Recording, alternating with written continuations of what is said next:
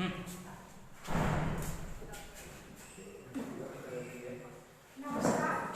मैं मधु कुमारी आचार्य, सुश्री विद्या मंदिर जमालपुर। आज का विषय मेरा जो है बहुभाषावाद।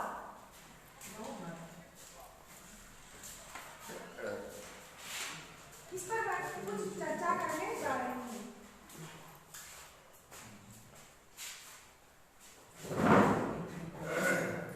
बहुभाषिकतावाद क्या है? हम जानते हैं कि बहुत ऐसे लोग हैं जो कई भाषा को जानते हैं, बोलते हैं। जब कोई व्यक्ति एक या एक से अधिक भाषा का प्रयोग करता हो तो उसे बहुभाषी कहते हैं। भारत क्षेत्र की दृष्टि से विश्व का सातवां बड़ा देश है। इसमें 28 राज्य एवं 8 केंद्र शासित प्रदेश है, जहाँ अनेक सभ्यता, धर्म और जाति के लोग निवास करते हैं, जिनकी भाषाएं अलग अलग है। हम जानते हैं कि भारत विविधताओं वाला देश है, जहाँ कई तरह के विविधता है, जैसे भाषा की विविधता, खान पान की विविधता, वेशभूषा की विविधता, रीति रिवाज की विविधता। लेकिन इनमें से सबसे अधिक विविधता भाषा से विविधता है। हम जानते हैं कि भारत में लगभग 1632 भाषाएं बोली जाती हैं। इसी भाषी विविधता के कारण ही भारत एक बहुभाषिक प्रदेश है। बहुभाषिकता का एक आयाम यह है कि हमारे संविधान के 8वीं अनुसूची में 22 भाषाओं को दर्जा दिया गया है, जैसे मलयालम, मणिपुरी, कश्मीरी, असमी, कोंकणी, बोड़ा, मैथिली, हिंदी, गुजराती, तमिल, तेलुगु, उर्दू, हिंदी, संस्कृत, संथाली, नेपाली, पंजाबी, बंगाली, उड़िया, कन्नड़ इत्यादि। हम ये भी जानते हैं कि अखबार, फिल्में, किताबें, टीवी, रेडियो, शिक्षा, कचहरी, दफ्तर आदि का काम भी कई भाषाओं में एक साथ होता है। बहुभाषिकता का अर्थ और उनकी परिभाषा थोड़ा सा जान लेते हैं। बहुभाषिकता से तात्पर्य किसी देश, राज्य, क्षेत्रफल में बोली जाने वाली विभिन्न भाषाओं से है, अर्थात ऐसे व्यक्ति जो 2 या 2 से अधिक भाषाओं को बोल सकता है, सक्षम है वो बोलने में, उसे बहुभाषी कहते हैं। आप देखेंगे कि एक शिक्षार्थी घर परिवार में अलग अलग भाषा का प्रयोग करता है और वही शिक्षार्थी विद्यालय में अलग भाषा का प्रयोग करता है। जैसे मुंगेर जिला के ग्रामीण क्षेत्रों में घर परिवार में भारत में मगही भाषा का प्रयोग होता है, लेकिन विद्यालय में वह हिंदी और अंग्रेजी भाषा का प्रयोग करता है, अर्थात वह 3 भाषा हिंदी, अंग्रेजी, मगही का प्रयोग करता है। यानी भोजपुरी में कोई अगर कहता है कहाँ गेलो, की खाए छो, कहाँ गए हो, ये मगही भाषा। वही अगर बोलता है हिंदी में कहाँ जा रहे हैं, क्या कर रहे हैं, क्या खाइएगा, तो वही व्यक्ति है और 3 भाषा में वो प्रयोग है। जैसे कभी होता है what is your name, who are you, where are you going. तो ये अंग्रेजी में एक ही बच्चा, एक ही लोग अगर 3 भाषा का प्रयोग करते हैं तो उसे बहुभाषी कहते हैं।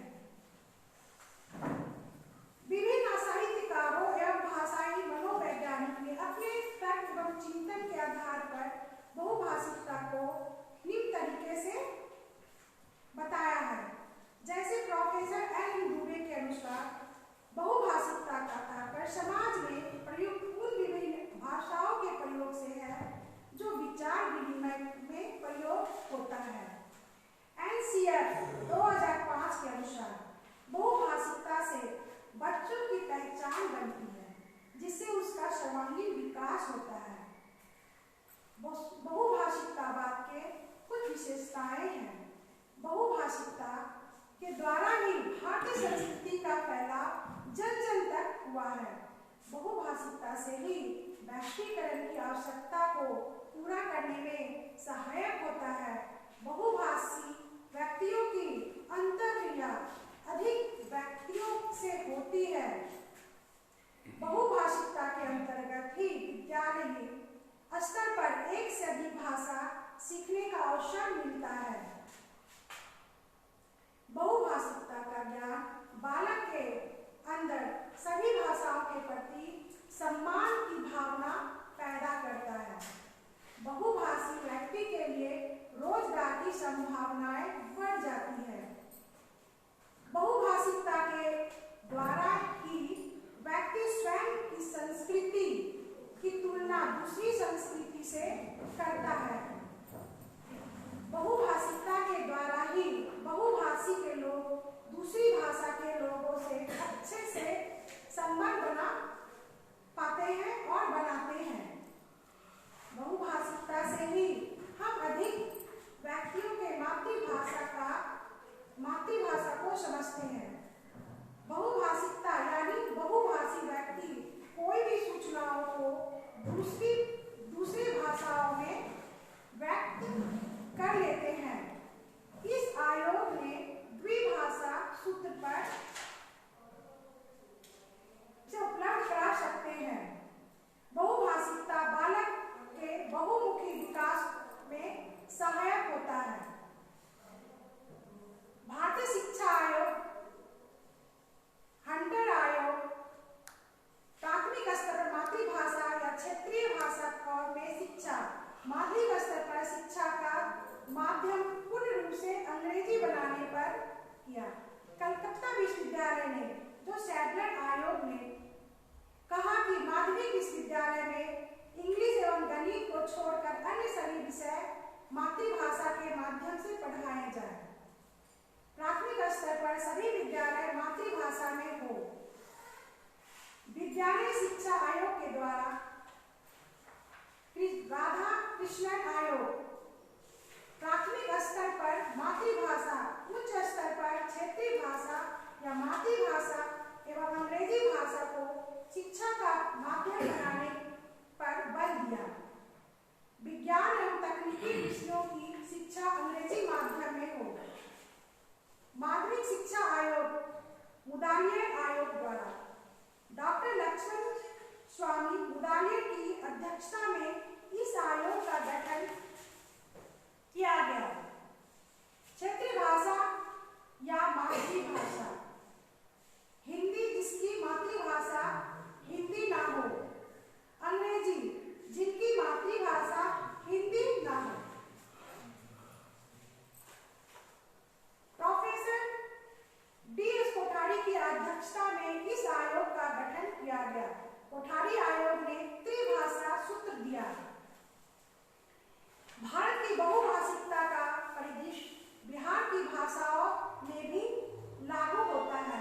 बिहार में भी बहुभाषिकता भाषा की एक संपन्न स्थिति है।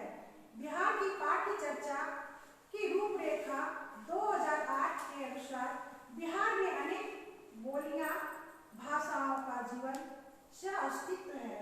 बिहार में घरेलू भाषा के रूप में हिंदी, उर्दू, मैथिली, भोजपुरी, मगही, बज्जिका, संथाली बोली जाती है।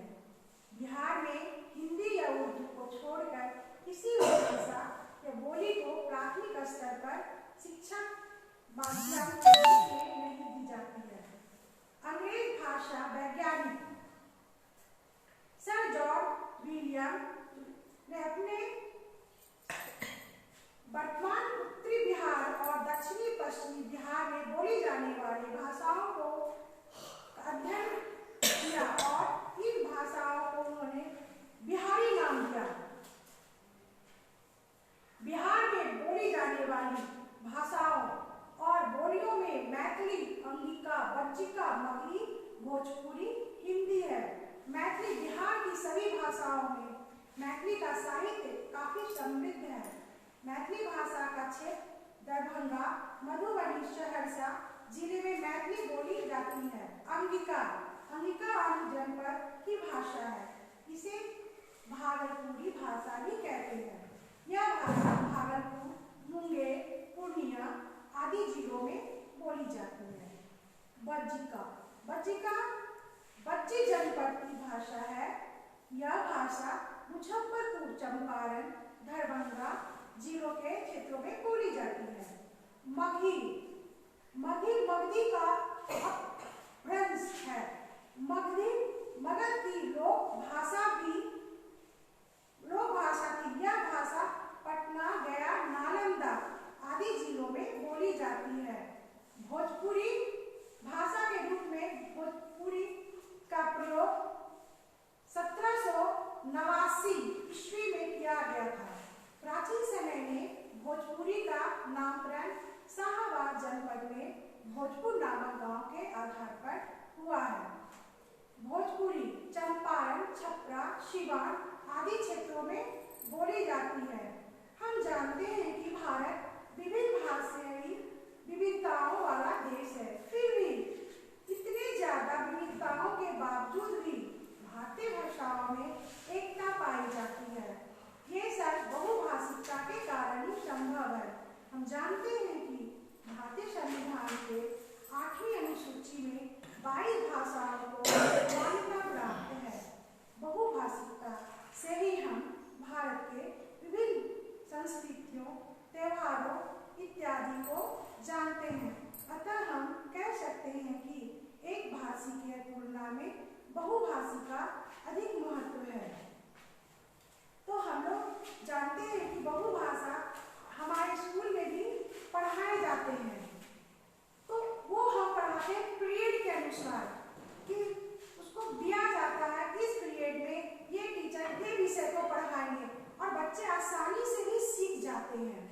इस तरह से अभी तक हम दुनिया भर में 6000 से 7000 भाषाएं अस्तित्व में, उनमें से बहुत सारे भाषाएं खत्म हो चुकी है, मैंने उसका कोई अस्तित्व नहीं है, ऊपर रही है, उसकी वो भाषा बोली नहीं जा रही है, लुप्त हो रही है। एक ही देश में 700 भाषाएं, एक देश में 19 आधिकारिक भाषाएं हैं। छात्रों के बीच 30 मातृभाषाओं वाले शहर के स्कूल हैं। वे देश जहाँ अंग्रेजी L1 या L2 के रूप में बोली जाती है। बहुसंख्यक अल्पसंख्यक भाषाओं वाले देश हैं।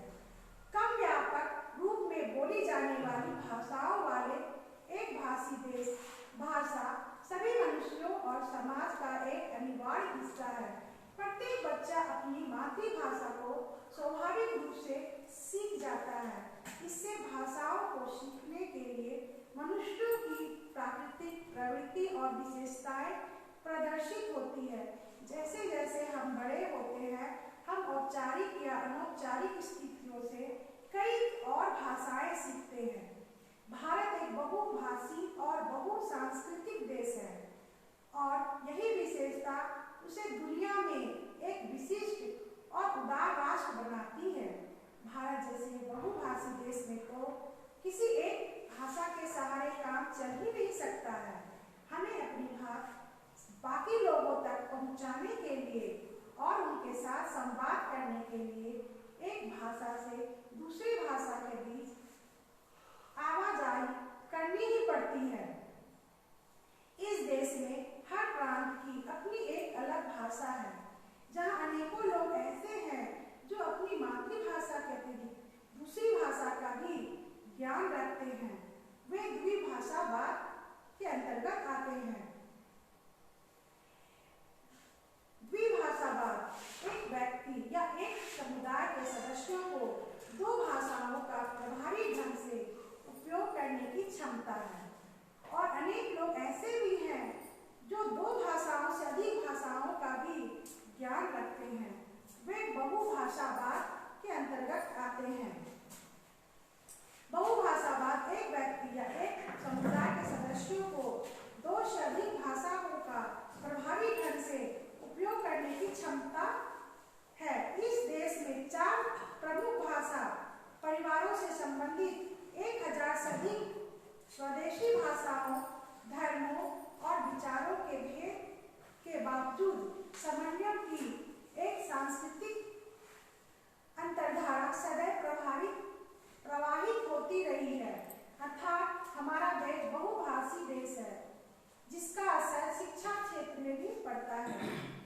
भारत शायद एक ऐसा अनूठा देश है जहाँ भाषाई विविधता राज्य विभाजन का एक स्तंभ रही है। बहुभाषिकतावाद यहाँ की संस्कृति का अभिन्न अंग है। बहुभाषिकता पर हम अपने अध्ययनों को स्पष्ट हुआ है कि ये समाज में संप्रेषण को बाधित करने के बजाय सहायता प्रदान करती है। देश की प्रमुख साहित्यिक भाषाएं असमिया, बंगाली, गुजराती, हिंदी, कन्नड़, कश्मीरी, मलयालम, मराठी, नेपाली, उड़िया, पंजाबी, सिंधी, तमिल, तेलुगु, उर्दू है और 1500 से अधिक अन्य भाषाएं बोली भी जाती है। इन सभी भाषाओं के इस व्यापक उपयोग के साथ एक सवाल यह भी उठता है कि ऐसा क्या है इस देश में जो अभी भी इस देश में एकजुटता और एकीकरण में बनाए रखा है। शायद इसका जवाब हमारी विविधता और उसके प्रति सम्मान में छुपा हुआ है। पहले के समय में बहुभाषी शिक्षा भारत में अस्तित्व में नहीं थी और अभी भी नहीं है। हालांकि बहुभाषी शिक्षा का प्रस्ताव दिया जा चुका है। उपनिवेशीकरण होने से पहले शिक्षा किसी भी एक भाषा में होती थी, लेकिन उच्च शिक्षा ज्यादातर संस्कृत जैसी भाषाओं में दी जाती या धार्मिक ग्रंथों की भाषा थी। इसके बाद उपनिवेशीकरण के साथ इस देश में शिक्षा के माध्यम में एक अलग बदलाव आया है। अंग्रेजी वह भाषा बन गई जिसने ब्रिटिश शासन प्रणाली के भीतर सत्ता और स्थिति को एक पहुंच प्रदान की। यह न केवल देश की शिक्षा प्रणाली की भाषा थी, बल्कि इसे बहुत जल्द ही शिक्षा के सबसे महत्वपूर्ण माध्यम माना जाने लगा। सिर्फ इतना ही नहीं, अंग्रेजी को प्रशासन के लिए एक उपकरण की तरह इस्तेमाल किया।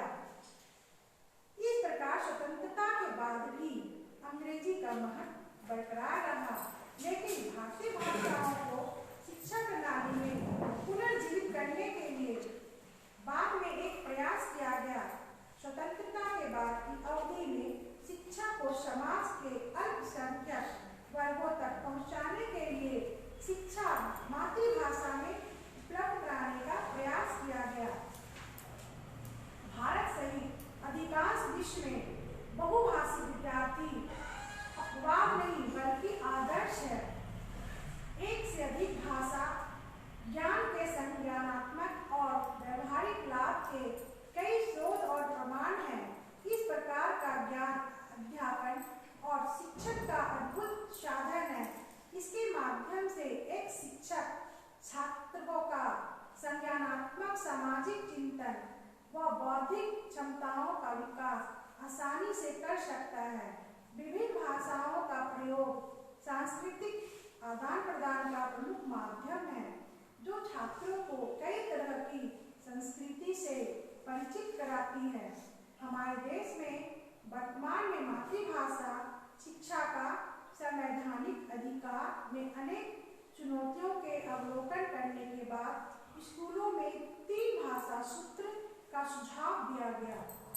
इस बहुभाषी शिक्षा प्रणाली के अनुसार एक क्षेत्रीय भाषा या मातृभाषा अंग्रेजी या हिंदी और एक अन्य भारतीय भाषा का उपयोग शिक्षा के लिए किया जाएगा। हालांकि क्षेत्रीय भाषा में शिक्षा केवल प्राथमिक वर्षों में ही दी जाएगी।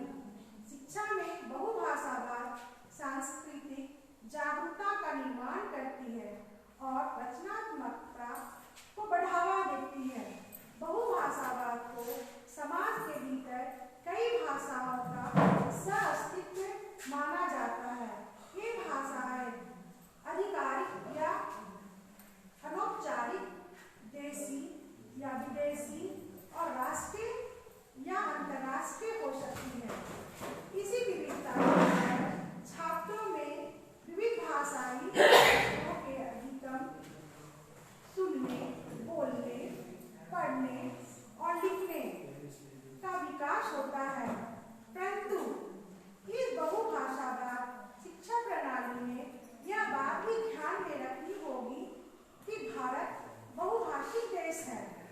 यहाँ के लगभग हर क्षेत्र की भाषा में अंतर है और छात्रों पर क्षेत्रीय भाषाओं का प्रभाव स्पष्ट देखा जा सकता है, जो शिक्षण प्रक्रिया को बाधित करता है।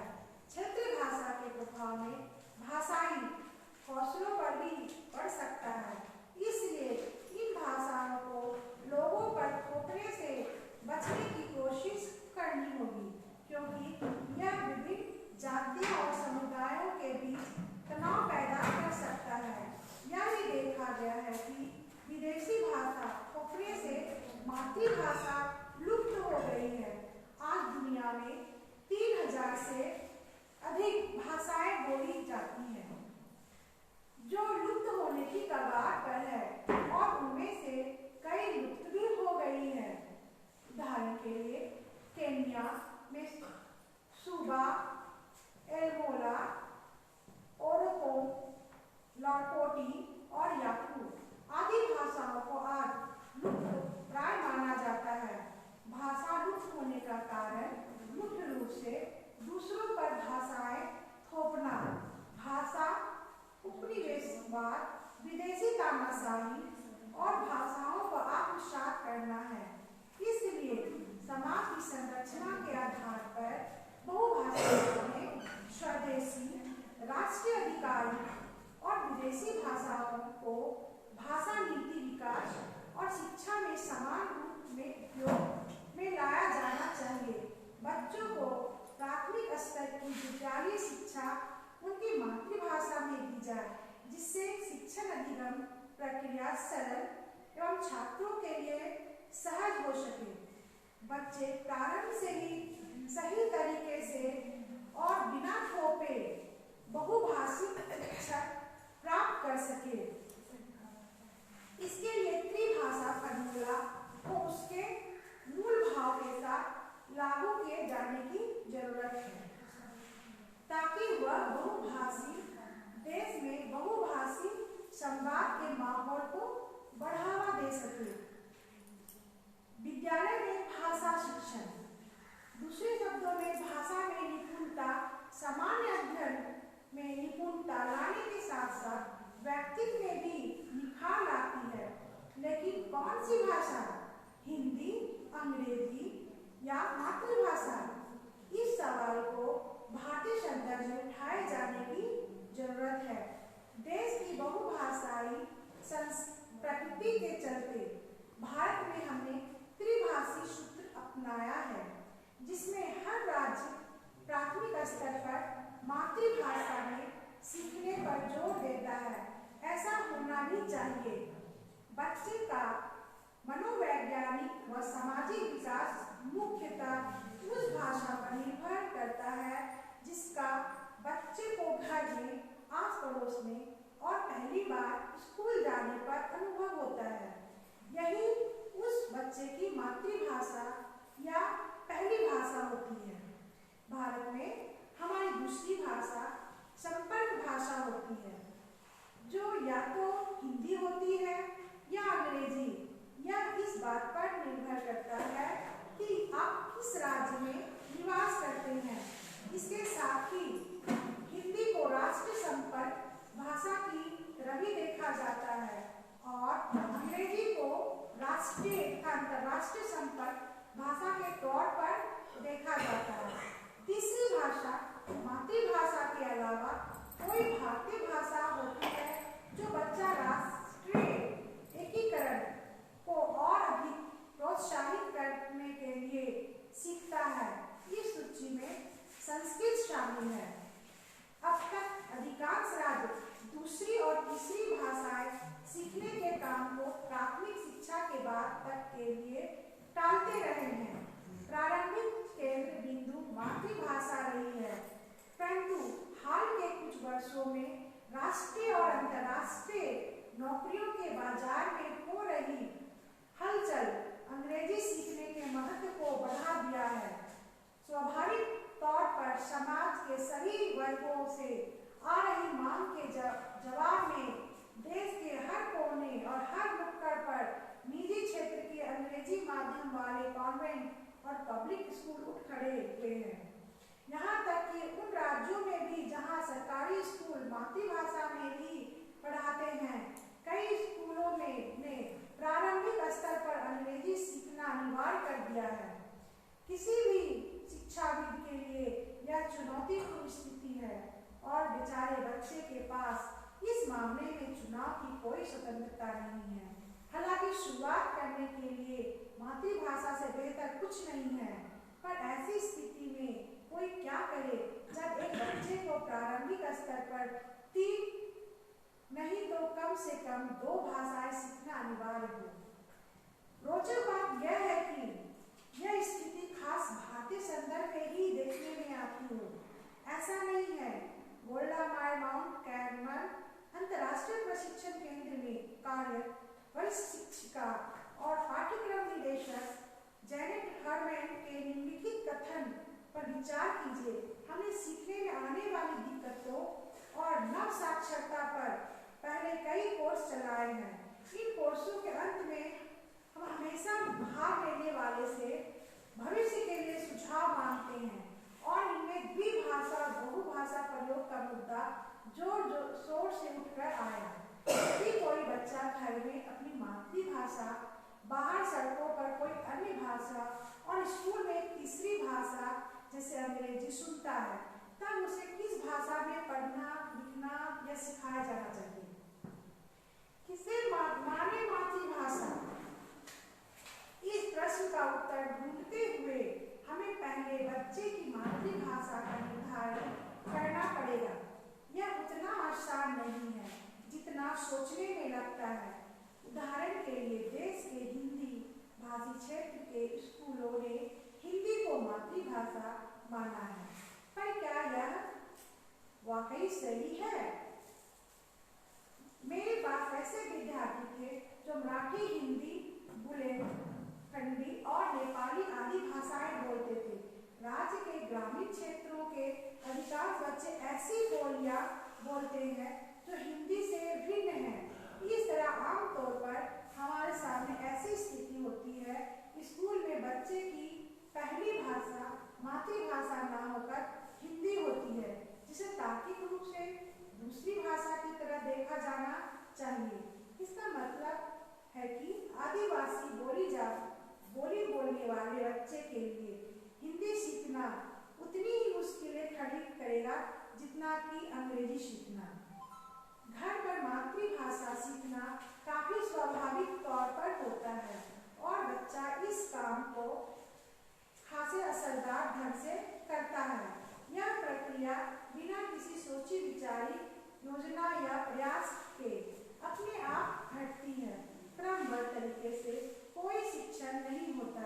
बच्चे के आसपास रहने वाले लोग, वयस्क भी और दूसरे बच्चे भी भाषा पर अधिकार करने की इस प्रक्रिया में मदद करते हैं। हम कह सकते हैं कि हर बच्चा अपनी मातृभाषा काफी कारगर ढंग से सीखता है, बिना किसी योजनाबद्ध या व्यवस्थित शिक्षण के और बगैर किसी औपचारिक विद्यालय जाए। ऐसा इसलिए है क्योंकि वहाँ भाषा को ऐसे साधन की तरह देखा जाता है जो बच्चे की अभिव्यक्ति क्षमता और सामाजिक क्रियाशीलता को समृद्ध करता है। मातृभाषा पर अधिकार हो जाने के बाद बच्चे को इस काबिल हो जाना चाहिए कि वह दूसरी भाषाएं सीखने की ओर बढ़ सके। माउंट कैरमल प्रशिक्षण केंद्र कोर्स की विवरण पुस्तिका कहती है, जिन बच्चों की अपनी मातृभाषा पर अच्छी पकड़ है, ये जरूरत के अनुसार किसी भी दूसरी भाषा पर आसानी से और बहुत जल्दी अधिकार कर लेंगे।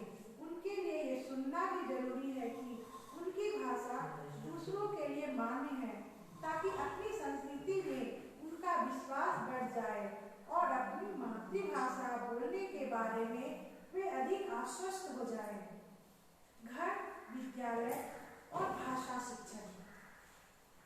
हम और गहराई से देखें कि बच्चा घर पर कैसे सीखता है।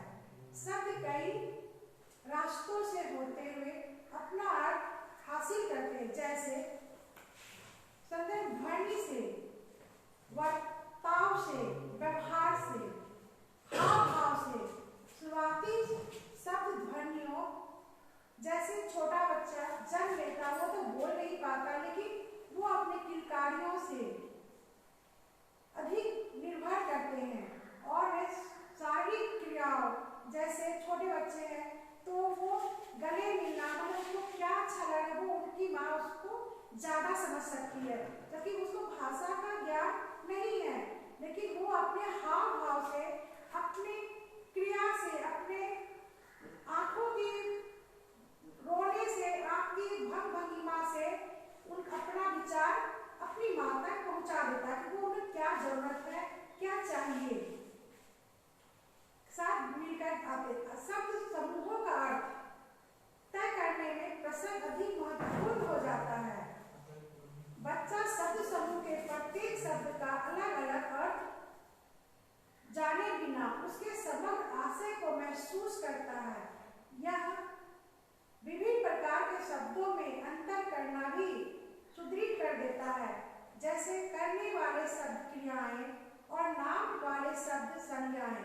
धीरे धीरे शब्द समूह की संरचना अर्थात उसका व्याकरण समझ में आने लगता है। यदि बच्चा किसी अंग्रेजी भाषी वातावरण में है तो वह अंग्रेजी सीखता है कि क्रिया, कर्ता और कर्म को जोड़ती है। यदि वह हिंदी भाषी वातावरण में है तो वह समझ जाता है कि क्रिया, कर्ता और कर्म के बाद वाक्य के अंत में आती है। समस्या तब सुदृढ़ होती है जब बच्चा स्कूल जाता है। मैंने पाया कि उन मामलों में भी जहां अनुकूल परिवेश मिलने के कारण मातृभाषा पहले ही एक हद तक सीखी जा चुकी है, अंग्रेजी ग्रहण करने में कोई खास प्रगति नहीं हुई। इसका कारण यह है कि स्कूल में सीखने का वातावरण घर के वातावरण से भिन्न होता है। सीखना अब शिक्षण के रास्ते से होता है, विशेषकर पढ़ना और लिखना। इसमें बच्चे से नपे तुले उत्पाद की अपेक्षा की जाती है। दूसरे शब्दों में भाषा को, चाहे वह पहली या दूसरी या तीसरी भाषा हो, संवाद के माध्यम या साधन की तरह न देकर एक विषय की तरह पढ़ाया जाता है। कई प्रथाओं का बहुत सख्ती से पालन किया जाता है, क्योंकि उसी तरह शिक्षकों ने विषय को सीखा था और उन्हें वे परिचित तरीके ही सहज लगते हैं। भाषा की एक पाठ्य पुस्तक होती है, पर व्याकरण के नियम मूल पाठ से अलग स्वतंत्र रूप से सिखाए जाते हैं। कुछ अभ्यास भी होते हैं जिनके द्वारा जो भी सीखा गया है उसे पक्का किया जाता है। अतः इस व्याकरण के ढांचे को रटकर सीखना है जो पाठ्य संदर्भ से जुड़ा नहीं होता।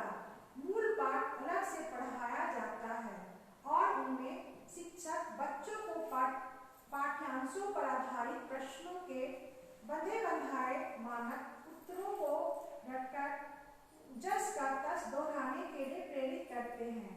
वे कुछ अभ्यास भी देते हैं जिनका मतलब होता है रचनात्मक लेखन के लिए कुछ गिने चुने विषयों पर दी गई सामग्री को रटकर तैयार कर लेना।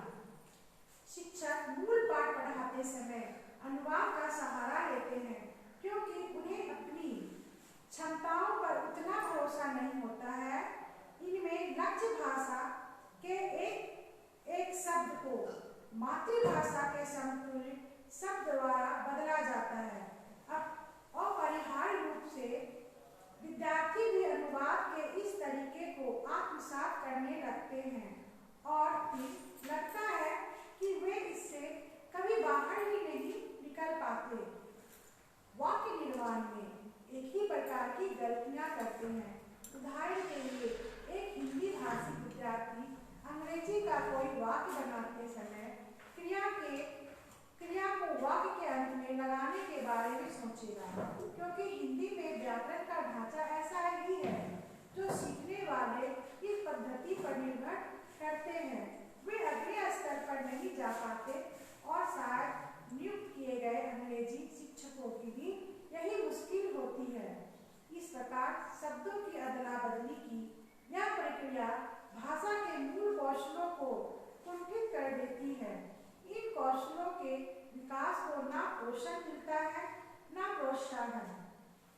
इसी वजह से बच्चे ठीक तरह से ना तो अंग्रेजी सीख पाते हैं और ना हिंदी।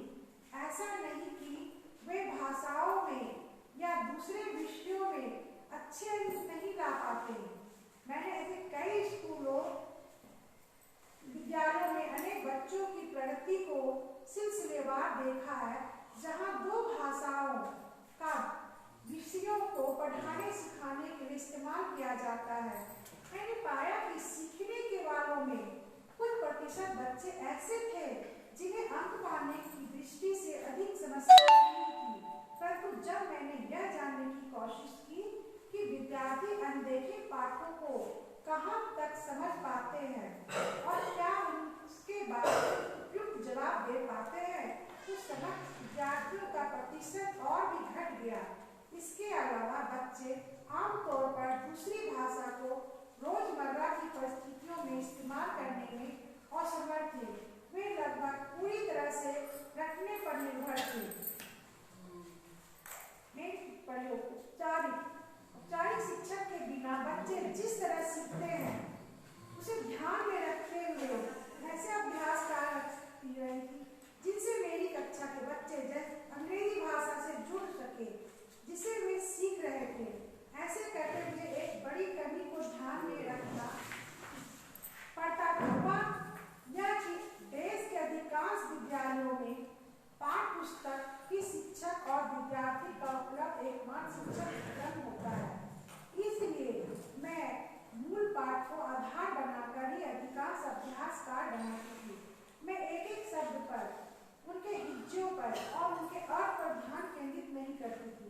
मैं बच्चों को शब्द समूहों, वाक्यों से बने लंबे पैराग्राफ देती थी ताकि उन्हें अलग अलग शब्दों व वाक्यों की वजह समग्र अर्थ का बोध हो सके।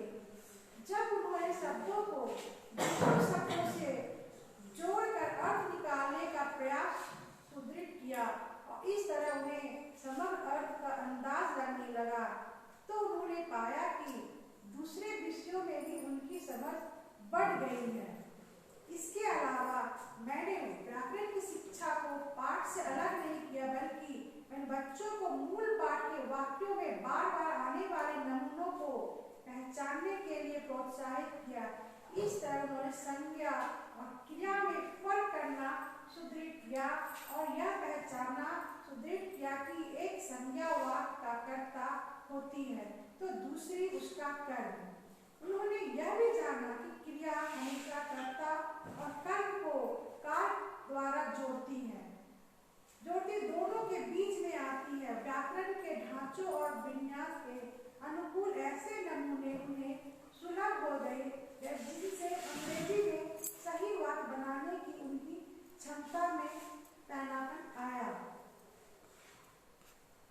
अब भाषा पूरी तरह से बनना शुरू हुई क्योंकि बच्चे अनुवाद प्रणाली के कारण आने वाली सीमाओं से बाहर निकल गए थे। एक और बड़ी रुकावट है ऐसे परिवेश का अभाव जो लक्ष्य भाषा में समृद्ध हो। अंग्रेजी भाषा के शिक्षक आमतौर पर छात्रों को पत्रिकाएं पढ़ने या अखबारों से किसी चीज का पता करने का या टीवी देखने को कहते हैं, पर वे इस बात पर ध्यान नहीं देते कि छात्रों के घरों में आने वाले अखबार और पत्रिकाएं अक्सर हिंदी में होती है, ना कि अंग्रेजी। जो कार्यक्रम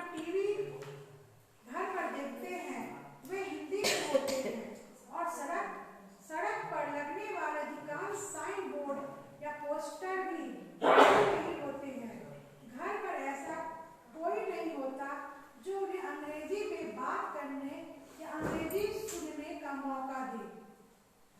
अंग्रेजी का उनका एकमात्र अनुभव कक्षा में ही होता है और वह भी केवल अंग्रेजी के पीरियड में।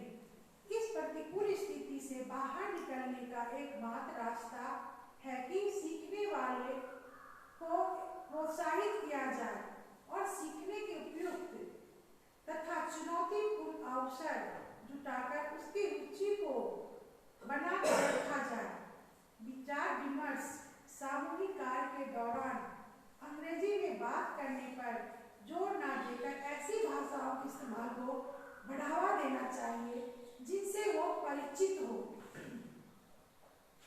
ऐसा नहीं है कि शिक्षण में ऐसे अभ्यासकार जोड़ने वाली मैं पहली थी जिनसे मेरा नाता रहा। भाषा के विकास और कौशल निर्माण के लिए कई गतिविधियां और अभ्यास तैयार किए हैं, पर अंतर यह है कि ये सभी परंपरागत ढंग से कार्यान्वित किए जाते हैं, जैसे प्रश्नों को शिक्षक द्वारा हल किया जाना, विद्यार्थियों द्वारा उन्हें उतार देना, मौखिक करना और दोहराव देना आदि। इन कार्यों को वाकई निर्धारित तरीके से कार्यान्वित करने का कोई प्रयास नहीं होता जिससे सीखने वाले को भाषाई गतिविधि में सीधे भाग लेने का मौका मिले। इसके बाद शिक्षक के साथ मिलकर काम करने पर हम दोनों ने निर्धारित पाठ्यपुस्तक का इस्तेमाल करते हुए भाषा कौशल को विकसित करने पर ध्यान केंद्रित किया। हमने छात्रों को यह देखने, समझने और आत्मसात करने के लिए प्रोत्साहित किया कि अक्षर शब्दों का और शब्द वाक्यों का रूप कैसे लेते हैं। इसके अतिरिक्त उन्होंने संरचनाओं में समानताएं और अंतर पकड़ना तथा एक एक शब्द के अनुवाद में फंसने की बजाय शब्द समूहों को इकट्ठे पढ़ना और समझना भी सिखाया गया। हमने पाया कि बच्चे हिंदी भी तेजी से ग्रहण कर रहे थे। भाषा कौशल और नमूने पहचानने के कार्य में हम सही दिशा में जा रहे हैं। इनकी और भी अधिक पुष्टि तब हुई जब मैंने एक अन्य स्कूलों में अंग्रेजी भाषा शिक्षकों के लिए एक शिक्षक प्रशिक्षण कार्यशाला का संचालन किया। अगली कार्यशाला में एक हिंदी शिक्षिका जो पहली कार्यशाला में भी थी ने मुझे बताया कि अंग्रेजी शिक्षण के लिए जो तरीके मैंने सुझाए थे उनमें से कुछ उन्होंने अपनी हिंदी और उर्दू की कक्षाओं में आजमाए और वे सफल रहे। इसके बाद मैंने एक दूसरे अन्य विद्यालय में एक साल की कार्य अवधि में इस प्रक्रिया को आगे बढ़ाया। यहाँ छात्र आपस में मुख्य रूप से सिंधी में बात करते थे और अवसर इसमें से कुछ शब्दावली कक्षा में उनकी मौखिक अभिव्यक्ति में आ जाती थी। परिणाम होता था बीच बीच में आती हुई सिंधी और या हिंदी के साथ मिली जुली अंग्रेजी वाक्य की क्रिया पर समाप्त होने वाली संरचना आमतौर पर हिंदी की तरह होती थी। धीरे धीरे यह बदला और हालांकि हिंदी शब्दों के प्रयोग की आवृत्ति लगभग वैसी ही रही, पर वाक्य की संरचना लक्ष्य भाषा की ओर खिसक गई। बाद में एक बदलाव आया और मैंने देखा कि साल के अंत तक सीखने वालों ने एक समय पर एक ही भाषा वाले पूरे वाक्यों का इस्तेमाल सुदृढ़ कर दिया था। भाषा का चुनाव पर इस निर्भर करता है कि वे किससे बात कर रहे थे और कितनी औपचारिकता जरूरी थी। यहाँ भाषा के सारे अंग स्थिति के अनुसार अपनी जगह पर होते थे और उपयुक्त भाषा इस्तेमाल की जाती थी, पर वे अब भी एक भाषा से चिपके रहने की बजाय भाषाओं की अदला बदली करना ज्यादा पसंद करते थे। इसने मुझे एक और प्रयोग करने के लिए प्रेरित किया। यह स्पष्ट था कि जब विद्यार्थी भावावेश के साथ आपस में बातचीत करते थे तो वे अपने आप में उस भाषा भाषा में बात करने लगते थे जिसमें वे सहज महसूस करते थे। तब हालांकि मैं उन्हें अंग्रेजी पढ़ा रही थी, मुझे लगा कि क्यों ना मैं उन्हें सामूहिक कार्य करने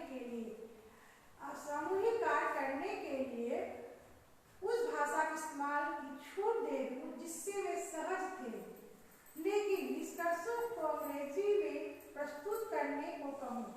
उस तरह मैंने सोचा कि उनकी विचार की प्रक्रिया भी भंग नहीं होगी और वे अपने विचारों को भी स्पष्टता से व्यक्त कर पाएंगे, क्योंकि यह सामूहिक प्रयास था। इसमें मुख्य बिंदुओं को छापने, उन्हें परिष्कृत करने और फिर उन्हें प्रस्तुत करने का दबाव किसी एक व्यक्ति पर नहीं था। वास्तव में इससे प्रस्तुतकर्ता का आत्मविश्वास बढ़ा।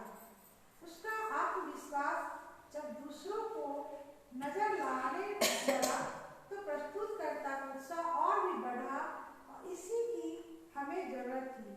सामूहिक कार्य से कक्षा में सभी विद्यार्थियों में आत्मविश्वास उत्पन्न होता है। इससे कुशलता बढ़ाना और सीखना सुगम हो जाता है, क्योंकि इसमें सभी प्रकार के विद्यार्थियों के लिए कुछ न कुछ होता है। भाषा पर परिवेश का असर। यहाँ मैं विषयांतर करते हुए एक छोटी सी बात कहूँगी।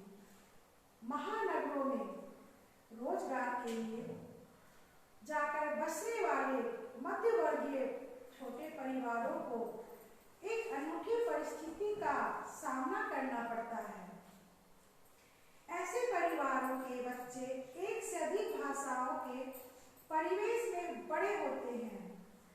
एक उनकी मातृभाषा होती है जो भारत की क्षेत्रीय भाषाओं में से कोई भी हो सकती है। फिर उस आया की मातृभाषा होती है जो माता पिता के काम पर जाने के बाद बच्चे की देखभाल करती है, या कोई अन्य भाषा हो सकती है, और अंत में पास पड़ोस में सहज रूप से इस्तेमाल होने वाली सामूहिक भाषा। ऐसे परिवार बताते हैं कि उनके बच्चे बिना किसी औपचारिक शिक्षण के एक साथ कई भाषाएं सीखते हुए बड़े होते हैं। कभी कभी वे सहज ही भाषाओं का तालमेल भी करते हैं और फिर ठीक से अपनी बात कह पाते हैं। इसलिए ऐसा नहीं है कि बच्चा सिर्फ मातृभाषा ही ग्रहण कर सकता है, वह दूसरी और तीसरी भाषा भी सीख सकता है। यह कैसे होता है? एक धारणा यह है कि हम कई भाषाई ढांचे के साथ पैदा होते हैं, जैसे कि एक आदिम व्याकरण हमारी चेतना में बसा हो। इसी से मौखिक रूप से मातृभाषा सीखना संभव होता है। पर यदि बच्चा साथ साथ दूसरी भाषाएं भी ग्रहण कर सकता है तो चेतना का नैसर्गिक भाषाई ढांचा सभी भाषाओं के लिए ग्रहणशील होना चाहिए। फिर परिवेश तय करेगा कि बच्चा कौन सी भाषा सीखता है। क्या ऐसे ढांचे होते हैं जो बच्चा पहचानता है? क्या ऐसे नमूने होते हैं जो वह सहज ही सीख लेता है?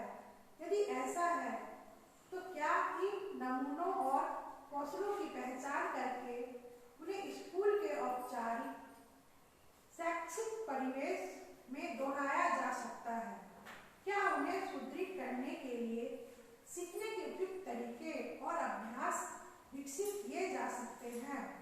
यदि बच्चे का परिवेश एक से अधिक भाषाओं वाला हो, वह मातृभाषा पर पकड़ बना लेने के बाद कोई दूसरी भाषा सीखना सुदृढ़ करता है तो एक मजेदार प्रक्रिया घटने लगती है। बच्चा अपना अभिप्राय व्यक्त करने के लिए मातृभाषा की सीमाओं को लांघकर वैकल्पिक शब्दों और व्याकरण के ढांचों का उपयोग करने लगता है। इसे संकेतों का मिश्रण कहते हैं।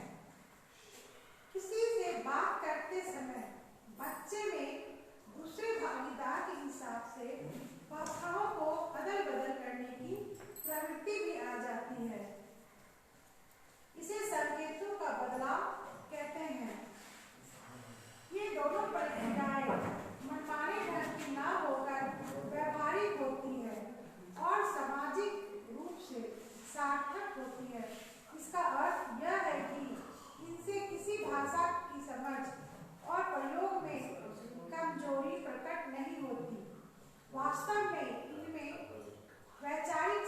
समावेशन के लिए दो भाषाओं का अदल बदल कर प्रभावी उपयोग करने का कौशल झलकता है।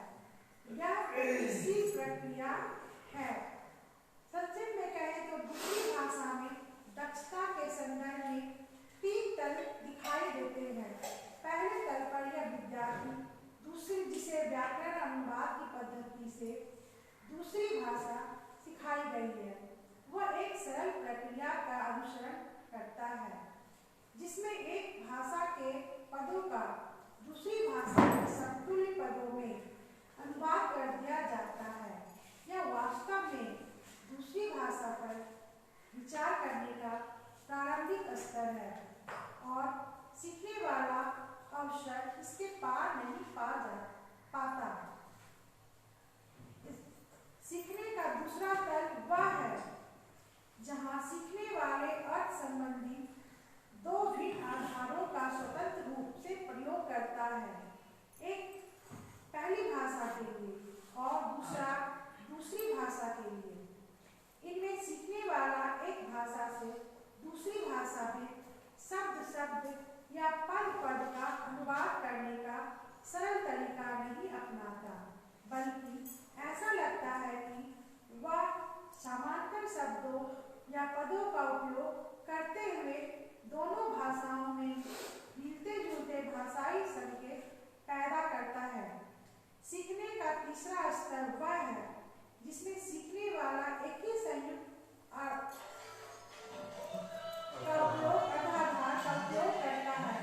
उसका संदर्भ समूह भी एक ही होता है और उसका पहली और दूसरी दोनों भाषाओं के संकेतों पर संपूर्ण अधिकार होता है। वह जब चाहे बिना अनुवाद का सहारा लिए पहली या दूसरी भाषा के शब्दों या पदों को सोच या बोल सकता है और उसे ऐसा बिल्कुल नहीं लगता कि वह दो अलग वस्तुओं या संदर्भों का निर्दिष्ट कर रहा है। मिश्रित भाषा का प्रयोग।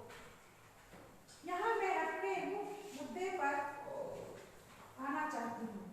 यह देखते हुए कि अधिकांश कक्षाओं में हिंदी के साथ मिलकर अंग्रेजी का बिगड़ा हुआ रूप का व्यापक उपयोग होता है, हमें दोनों भाषाओं को साथ साथ सिखाने जाने और कक्षाओं में दोनों भाषाओं की पारस्परिक स्वीकारता की और पड़ताल करनी चाहिए। अभी तो विद्यार्थियों का शिक्षा की माध्यम भाषा अंग्रेजी में ना बोलने पर जुर्माना देना पड़ता है या दंड भुगतना पड़ता है। इसका परिणाम यह होता है कि सीखने वाले लक्ष्य भाषा अंग्रेजी में बोलने के माध्यम के प्रयास ही छोड़ देते हैं। भाषाई कौशल विकसित करने के लिए हिंदी सिखाने और इसी ढंग के साथ साथ अंग्रेजी सिखाने का परिणाम क्या होगा? मैंने पाया कि दोनों भाषाओं को एक साथ सिखाने पर भाषा सीखने का अनुभव गहरा होता है और उसकी गुणवत्ता में वृद्धि होती है।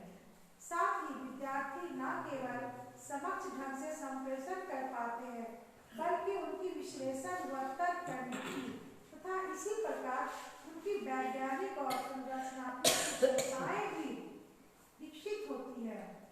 इस कारण वे दूसरे विषयों के साथ साथ प्रतियोगी परीक्षाओं में भी अच्छा प्रदर्शन कर पाते हैं, जो वे पहले कभी सोच भी नहीं सकते थे।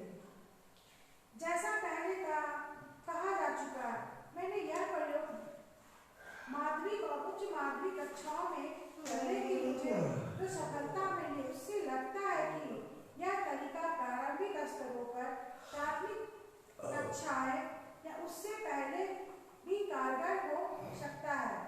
जैसा कि आपने देखा होगा, बहुभाषी परिवेश में छोटे बच्चे भी एक से अधिक भाषाएं साथ साथ सीख लेते हैं। हिंदी और उर्दू साथ साथ सीखने का उदाहरण मैंने दिया। उनमें भी बच्चे तीसरी और चौथी कक्षा के थे। दूसरे शब्दों में, यदि छोटे बच्चों को लक्ष्य भाषा से परिचित होने का अवसर मिले तो वे उसे सीख सकते हैं। अधिकांश आखिरकार सीखने की दृष्टि से शुरुआती बचपन अत्यंत ग्रहणशील होता है। इन तथ्यों को देखते हुए बच्चों को एक साथ मातृभाषा, राष्ट्रभाषा और अंग्रेजी से साथ साथ परिचित कराया जाए। यद्यपि जैसा मैंने पहले कहा, अंग्रेजी सिखाने का उपयुक्त समय बच्चे के मातृभाषा में कुशल हो जाने के बाद ही होता है, तो भी इस बारे में सोचा जा सकता है किस कक्षा में और किस क्रम में भाषाओं का शिक्षण हो। यह शोध का विषय है। अभी तक ना तो इसे व्यवस्थित ढंग से अंजाम दिया गया है और ना ही इसका कोई लिखित प्रमाण हुआ है। इस तरीके से शिक्षण का अलग अलग विद्यार्थियों के भाषा सीखने पर और समग्र रूप से भाषा को समझने, उसका उपयोग करने, आवश्यकता अनुसार उसे ढालने, संशोधित करने और अभिव्यक्त करने पर क्या प्रभाव पड़ेगा, इसकी भी पड़ताल करने की जरूरत है। इसमें से मैं कहना चाहूँगी, पहली भाषा से दूसरी भाषा में आने की गति को बढ़ाया जा सकता है, बशर्ते कि दोनों भाषाओं पर साथ साथ काम किया जाए। रटने और अनुवाद करने के तरीके को त्याग दिया जाए। कक्षा में एक से अधिक भाषाओं में मुक्त बहस होने दी जाए और मिश्रित भाषा के उपयोग को स्वीकार किया जाए। ऐसा दृष्टिकोण विद्यार्थियों को पढ़ने, समझने, विश्लेषण करने, तय करने, सुसंगत उत्तर देने और अपने को अभिव्यक्त करने में अधिक सक्षम बनाएगा, जिससे वे वास्तविक जीवन की परिस्थितियों से निपटने में काफी हद तक समर्थ होंगे। परंतु अप्रशिक्षित उदासीन शिक्षक से बड़ी बाधा बनते हैं। अधिकांश शिक्षक संयोगवश इस पेशे में आते हैं, वे ही आप छवि से ग्रस्त होते हैं और उन्हें काम के प्रति बहुत कम उत्साह दिखाई देता है।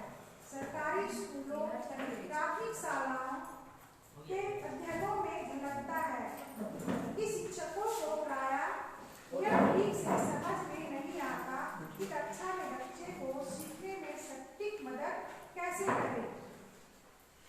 ऐसा लगता है कि शिक्षकों की अपनी भूमिका के बारे में समझ स्कूल तथा कॉलेज के उनके अपने अनुभवों और समाज में बड़ों तथा बच्चों के बीच संबंधों के बारे में प्रचलित नजरिए पर आधारित होती है।